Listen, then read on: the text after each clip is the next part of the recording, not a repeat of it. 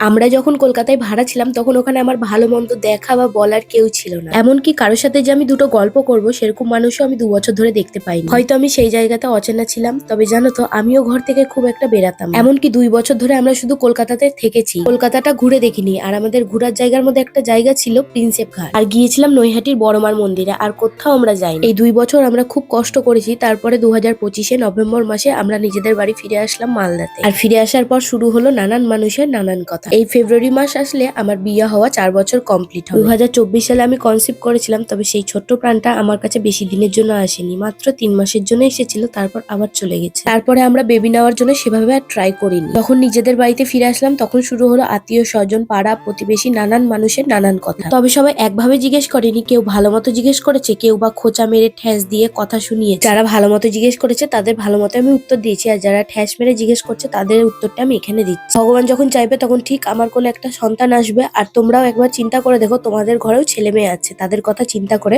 মানুষকে কথা শোনাতে। যে যেমন প্রশ্ন করে তার তেমনই উত্তর দিই।